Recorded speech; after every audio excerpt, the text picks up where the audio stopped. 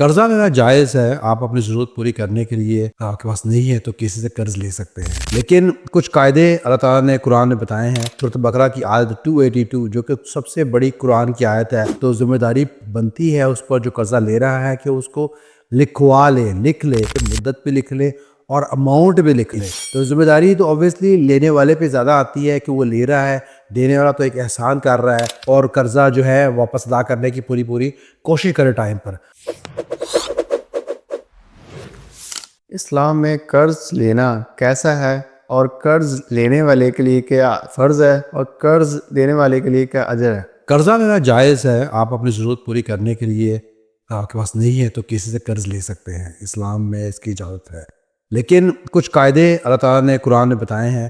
قرآن کی آیت سورۃ بقرہ کی آیت 282 جو کہ سب سے بڑی قرآن کی آیت ہے، اللہ تعالیٰ نے اس میں بڑے کلیئرلی بتا دیا ہے کہ جب قرضہ کسی سے لو تو ذمہ داری بنتی ہے اس پر جو قرضہ لے رہا ہے کہ اس کو لکھوا لے، لکھ لے، تاکہ اس کو نہ بھولے اور جو لینے والے کو بھی نہ بھولے اور جو دینے والا ہے اس کو بھی یاد رہے، مدت پہ لکھ لے اور اماؤنٹ بھی لکھ لے۔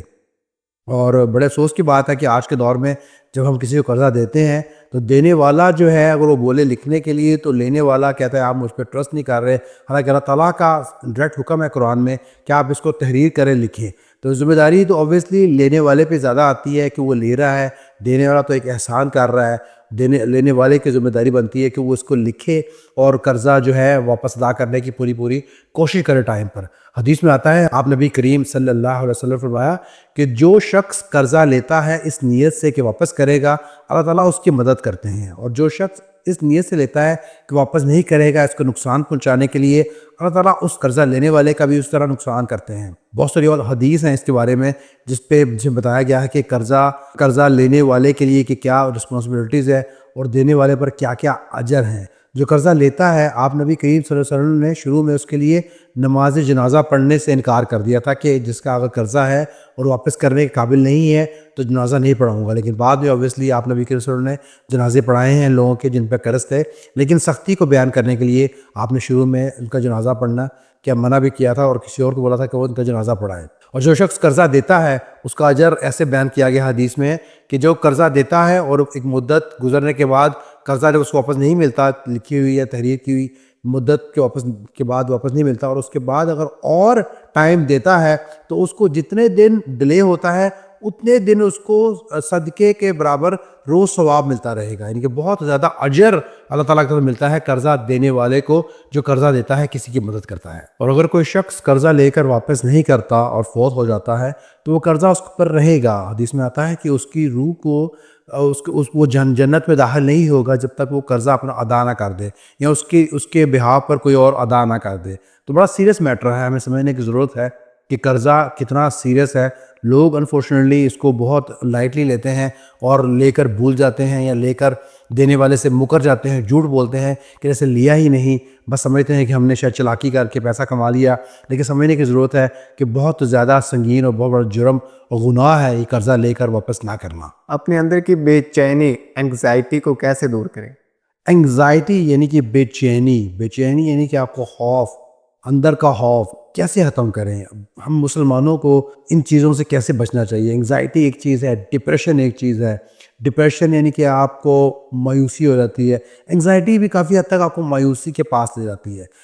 ہمیشہ یاد رکھیں کہ آپ کبھی نہ بولیں کہ آئی ہیو انگزائٹی، کبھی نہ آپ بولے، بے شک ڈاکٹر نے کہہ دیا آپ کو، جس نے بھی کہہ دیا آپ کو لکھ دیا میڈیکیشن دے رہے ہیں، آپ کبھی نہ بولیں کہ آئی ہیو انگزائٹی، ہمیشہ کہیں کہ I am anxious about that, کہ مجھے فلاں چیز کی وجہ سے مسئلہ ہے۔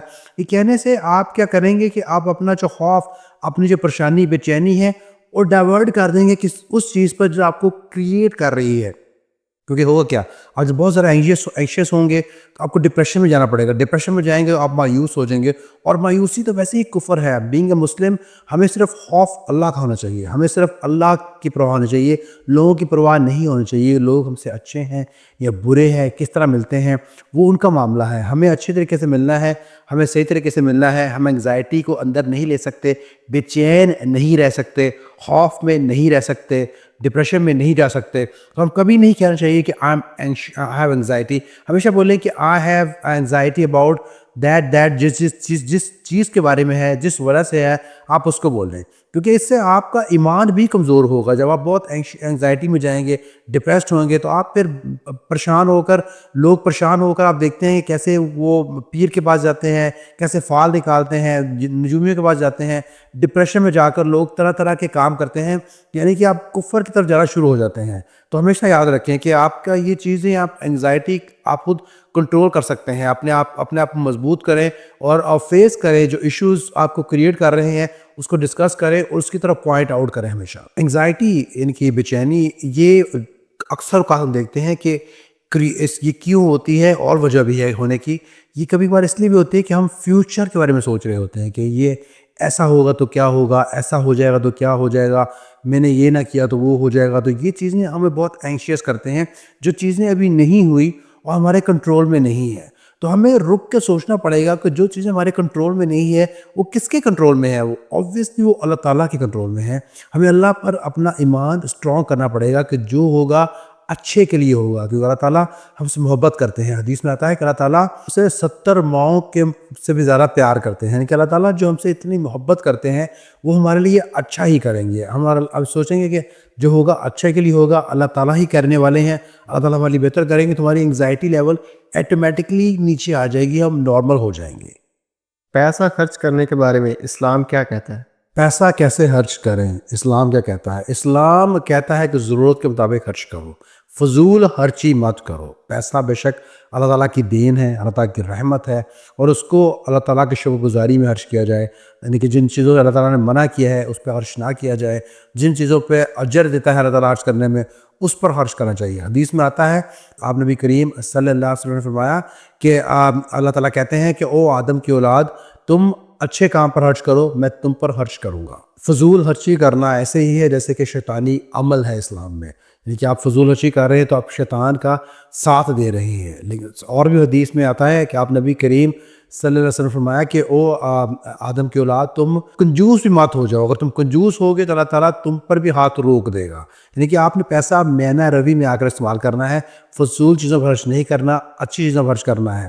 اپنے بیوی بچوں پر خرچ کرنا ہے، کو صدقہ کہا گیا ہے اسلام میں، کہ بیوی بچوں پر خرچ کریں تو اس کا اجر جیسے صدقہ ہے، تو ان پر خرچ کریں، اچھے جائز کام پہ خرچ کریں، ناجائز کام پہ پیسہ خرچ کر کے گناہ گار مت ہوں. بے شک آپ نے پیسہ حلال طریقے سے کمایا ہے، اگر آپ نے اس کو ناجائز چیز پر خرچ کیا تو گویا آپ نے حلال کما کر حرام کام پہ لگا کر گناہ کمایا ہے. تو اس سے بچنے کی ضرورت ہے. اور ہم دیکھتے ہیں کہ آج کے دور میں فضول خرچی کرنا کتنا آسان ہو چکا ہے، اسپیشلی جو ہمارے ینگسٹرز ہیں، اسپیشلی جو ٹین ایجرز ہیں اور ارلی 20s میں ہیں، تو ان کے لیے تو خاص یہ ایڈوائس ہے کہ آپ فضول خرچی مت کریں. آپ کے پاس آلریڈی لڑکیاں بالخصوص بہت فضول خرچی کرتے ہیں، اسکن کیئر کے نام پہ لے کر، اپنے میک اپ کو لے کر، آلریڈی ان کے پاس چیزیں ہوتی ہیں لیکن وہ اور خرچ کرنا چاہتی ہیں. پہلے کیا ہوتا تھا 10-20 سال پہلے کہ ہمیں گاڑی بیٹھ کے جانا پڑتا تھا، جا کے شاپنگ مال جانا پڑتا تھا. آج کے دور میں ہمارے سیل فون، ہمارے کمپیوٹر ہی اٹسیلف مال ہیں. ہم بیٹھے بیٹھے خرچ کرتے ہیں، کلک کرتے ہیں اور رائٹ اوے نیکسٹ ڈے ڈور اسٹیپ پہ چیزیں بھی آ جاتی ہیں. یعنی کہ پیسہ خرچ کرنا بہت آسان ہو چکا ہے، اور ناجائز پیسہ خرچ کرنا تو اور بھی زیادہ آسان ہو چکا ہے. تو بہت زیادہ ضرورت ہے ہمیں سمجھنے کی کہ اللہ تعالیٰ اس کے بارے میں کیا کہتے ہیں، حدیث کیا کہتی ہے، اور کیسے ہم پیسہ خرچ کر کے نیکی کما سکتے ہیں، نہ کہ ہم گناہ گار بنیں. گویا پیسہ اگر ہم صحیح جگہ خرچ کریں گے تو اجر بہت زیادہ ہے. جیسے کہ حدیث میں آتا ہے کہ آپ نبی کریم صلی اللہ علیہ وسلم نے فرمایا کہ اگر تم خرچ کرو کسی بیوہ پر یا یتیم پر تو ایسے ہی ہے جیسے تم مجاہد ہو، جنگ میں ہو، اللہ کی راہ میں لڑ رہے ہو. اسلام میں دوستی کی اہمیت اور دوست کون ہونا چاہیے؟ دوستی کرنے کو پسند کیا گیا ہے اسلام میں ایز لانگ ایز دوست اس دائرے میں ہوں جو کہ آپ نبی کریم صلی اللہ علیہ وسلم نے جو دائرہ دیا ہے. آپ نبی کریم صلی اللہ علیہ وسلم کی حدیث میں آتا ہے کہ دوست وہ ہے، دوست آپ کا وہ ہونا چاہیے جو آپ کو اللہ کی یاد دلائے. یعنی کہ آپ کو اللہ کی جب اس کو ملیں تو آپ کو اس کے حلیے سے، اس کی باتوں سے اللہ کی یاد آئے، آپ کو اللہ کے قریب کرے، گویا کہ آپ کو کامیابی کی طرف لے کے جا رہا ہے. اور ایک اور حدیث میں آتا ہے کہ انسان اپنے دوست کو ہی فالو کرتا ہے. اگر دوست جو ہے صحیح راستے پر ہے تو آپ کو صحیح راستے پہ لے کے جائے گا. تو بہت ضروری ہے کہ آپ دیکھ کر دوست بنائیں، مسلمان کو دوست بنائیں. آپ غیر مسلمان سے دلی دوستی نہیں کر سکتے. اور یہی وجہ ہے کہ اس لیے نہیں کر سکتے کیونکہ آپ کو جب محبت دوستی ان سے بڑھ جائے گی تو وہ آپ کو اپنے دین پر لگا دیں گے، آپ کا ایمان فارغ کر دیں گے، آپ مسلمان سے کافر بھی ہو سکتے ہیں۔